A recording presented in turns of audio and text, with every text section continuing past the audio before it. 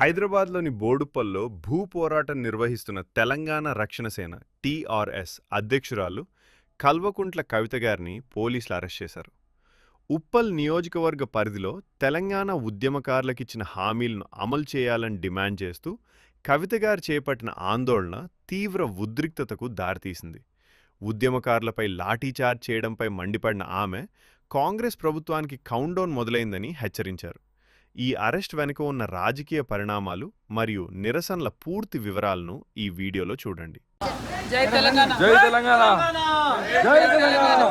ఇవాళ ఉప్పల్లో తెలంగాణ ఆడబిడ్డల రక్తం చెందింది. చాలా దారుణంగా గవర్నమెంట్ ఇచ్చినటువంటి హామీలే నెరవేర్చకపోవడం అనేది అన్యాయం. వాళ్ళు ఇచ్చిన హామీలే అడిగాం తప్ప కొత్తగా ఏం అడగలేదు. మళ్ళీ డిమాండ్ చేస్తున్నాం, ఉద్యమకారులకు ఇవ్వాల్సిన ల్యాండ్ ఇవ్వాలి, 250 గజాలు ఏదైతే చెప్పినారు ఇవ్వాలి. అది అడిగినందుకు ఇవాళ ఉద్యమకారుల మీద లాఠీ చార్జ్ చేయడం, ఉద్యమకారుల రక్తం చిందేటట్టు చేయడం ఖచ్చితంగా కాంగ్రెస్ గవర్నమెంట్కి కౌంట్ డౌన్ స్టార్ట్ ఈ రోజు నుండి. జై తెలంగాణ.